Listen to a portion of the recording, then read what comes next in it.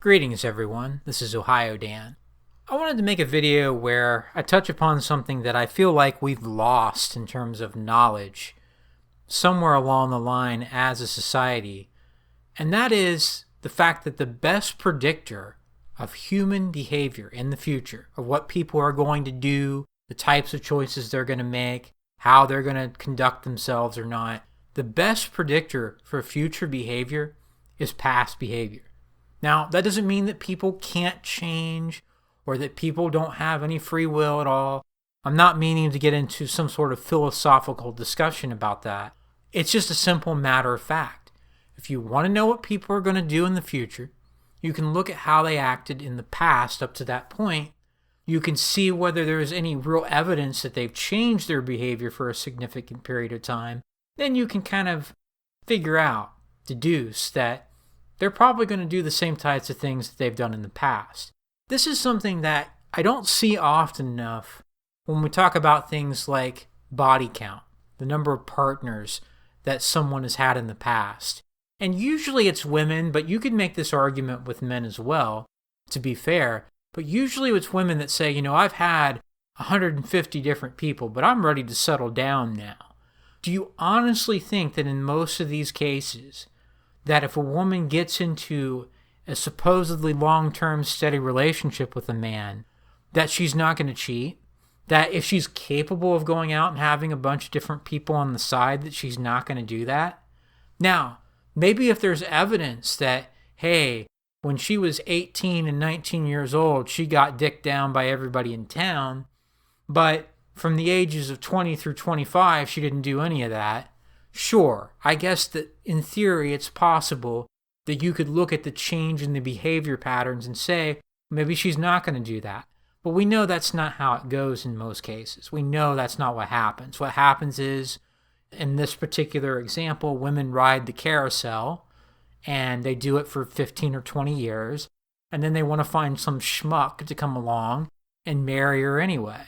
And it can work the other way around as well. If you have a guy that is in the top 10% of men as far as looks go, and he has decided to take advantage of that in the sense of getting as much pussy as he possibly can for years and years.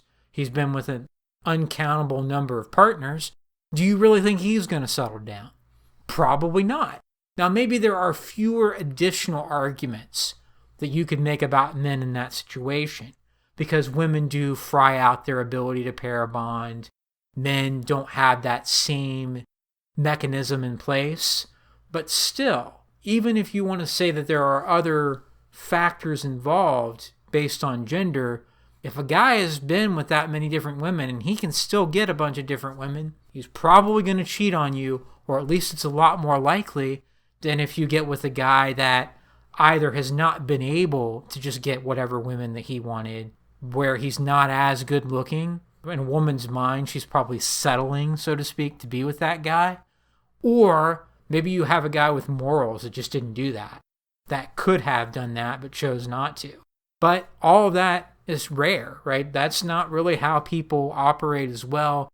That's probably a different topic. People do whatever they can get away with in most cases. They take advantage of whatever they can take advantage of in terms of getting easy sex, for example. But that's just one case study. That's just one particular instance of people pretty much do what they've done in the past. They don't change for the most part. When they do, it's not necessarily for the better. And we've lost that in this don't judge me, you can't say what I'm going to do because you're not me and you don't know what I've been through, blah, blah, blah. This type of society, this type of cultural movement that we've had toward that way of thinking, we've lost sight of the fact that in a lot of cases, guys, if you want to make good decisions for yourself, you just look at what people have done in the past. You just look at what has happened maybe in your friendship circles, for example. Maybe you had a guy friend who has lied to you in the past, who wanted to fight you all the time, who was never there for you when you needed him to be there, and this was a pattern. Maybe it wasn't one major thing, but it was several smaller things. And then that person wants to be your friend and they say they've changed and you need to forgive him and whatnot. No, you really don't. I mean, you can forgive and should for your own sake, but that doesn't change the fact that the best predictor of future human behavior is past behavior. It's very simple, really. Why should you believe that person's changed instead of just assuming that they're going to do the same type of stuff if you let them? The same thing with all kinds of negative behavior. Thievery, again, lying to you, wanting to fight, having a drug or alcohol problem. Maybe this person says they're clean and sober now, but honestly, if this has happened multiple times with them where they've fallen off the wagon, so to speak, and it's a pattern where they've been addicted to drugs or alcohol, guess what? They're probably going to go back into that at some point. And if you try to repair your friendship that you had previously with that person, or even if it's a family member and you allow yourself to get too close to that person, most likely they're going to do the same type of thing at some point.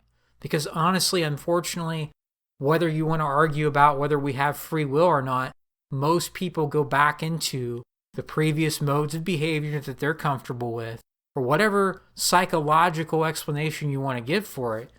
Just based on observation alone, for the most part, people are going to do what they've done before.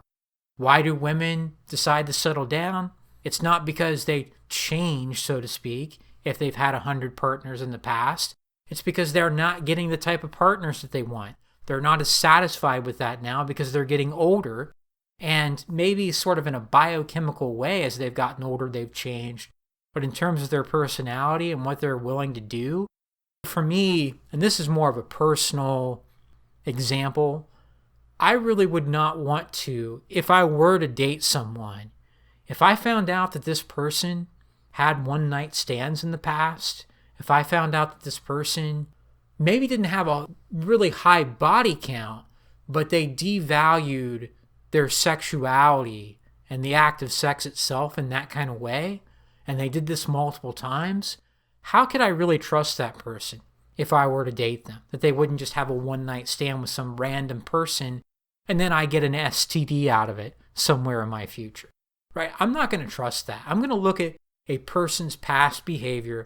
Again, there may be an opportunity to change, but you have to demonstrate that change over a long period of time to where that now, the changed behavior becomes the past behavior. The improvement becomes the past behavior. Now you could say that you might have something else to work with. And again, it doesn't have to be a dating or sexual related type of thing. Anything in life. Maybe you have a boss that just decides not to pay you at certain points in time for whatever reason.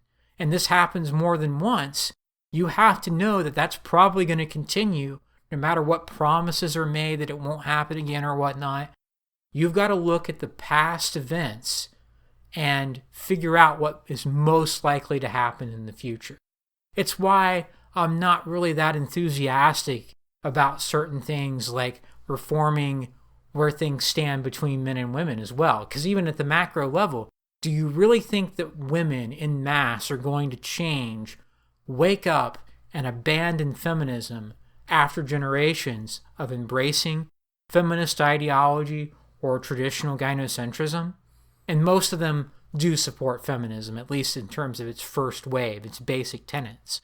Do you think that all of a sudden men are just going to stop simping en masse? I'm not convinced of that either.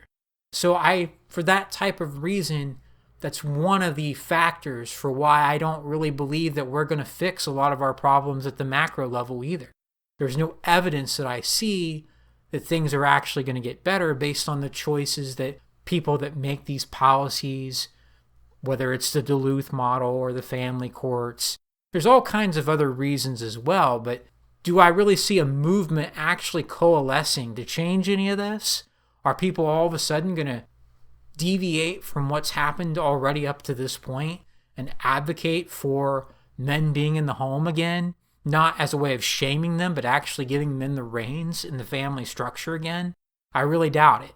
But the main focus, guys, is on the individual level of analysis. People from your past, people that have let you down, people that try to convince you that you need to trust them again. You got to look at their overall behavior and realize that whatever they've done in the past is the most likely thing that you're going to see in the future. Past human behavior is the best predictor for future human behavior. And anybody that tries to convince you otherwise is being intellectually dishonest. Again, there is room for redemption, but you have to prove the redemption over time.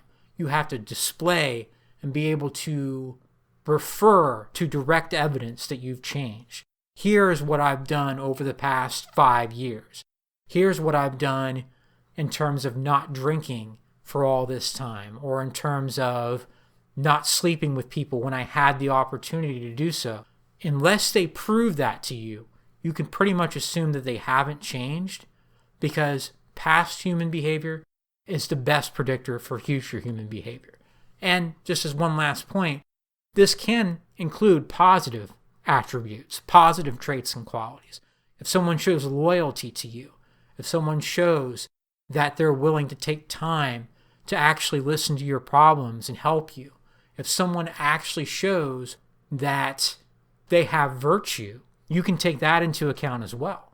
They make decisions showing that they're a good person. Maybe they've been corrupted, maybe something's happened to them, but until you see someone that actually has good character act in a way that disproves that, act in a way that shows that they're no longer that way, then there's a pattern, right? Whatever they did in the past that was positive, they've now become this other person that's not nearly as good, that's fallen from where they used to be, from where they used to stand. You can also use that as positive reinforcement. It's not always just negative, but people like to forget or convince you to forget about the negative things that they've done in many instances. Again, with this don't judge me, I can change, I can choose my path, and I'm not the person you say that I am anymore. All that nonsense. Unless they can show through actual time that they're not that person anymore, you can just assume that they're probably going to do the same types of things, whether it's cheating, being abusive, drug or alcohol problems, whatever. The best predictor for future human behavior is past human behavior, and it's important to keep that in mind in basically all instances when you're trying to assess whether someone belongs in your life or not, or whether you continue to be around those people or not. If what they've done is pretty questionable and you know they've let you down or done something that you're not okay with multiple times, you can figure that's going to continue, because that's human nature, unfortunately, in most cases. And this idea that you should just forget about it or don't judge people, that changes anything, it doesn't. The best predictor for human behavior in the future is their behavior in the past.